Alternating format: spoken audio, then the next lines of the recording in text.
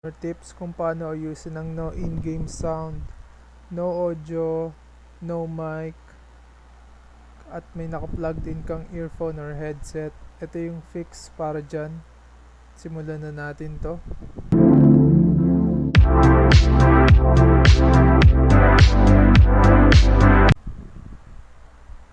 So ngayon, tuturuan ko kayo kung paano ayusin ang desktop audio saka sa mic pag walang nakukuhang feedback sa mga in-game nyo, sa laro, sa Dota, sa LoL, or kung saan man, at ginagamit nyo ang OBS, lalo na sa mga nag-live stream sa YouTube, sa Twitch, mga ganon.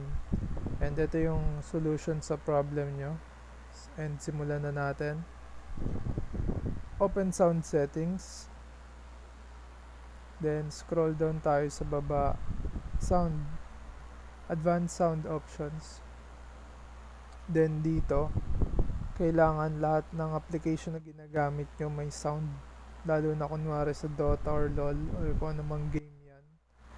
And pinakamahalaga sa OBS, kasi ito kontrolado nyo yung sound ng mic saka ng in-game sound. And sa Google, and mahalaga rin yung sa master volume, kasi ito rin yung kumukuha ng sound sa in-game or kung ano man yun ginagamit nyo.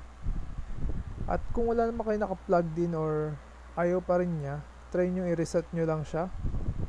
Reset lang kayo, tapos restart nyo lang yung OBS nyo. 100% gagana yun. And kung hindi pa rin nagana yung sa may mga naka-plugged in na mic or headset or earphone, settings, audio, then desktop audio, piliin nyo dito kung ano yung naka-plugged in sa inyo. Kung earphone, headset, speakers, piliin nyo lang sila. Then sa mic, default nyo lang or piliin nyo rin kung ano yung naka-plugged in. Pero sa akin gumagana yung default, so try nyo rin. Apply OK. Then kung ayaw pa rin, ito na sa advanced audio properties. Baka kasi sa pag itatry nyong i-fix yung inyo, nagalaw nyo yun dito, so gayahin nyo na lang yung settings ko para maging okay rin yun sa inyo. Okay, so try natin. Straight to the radio station the very next day. Hey Fab, I'ma kill you.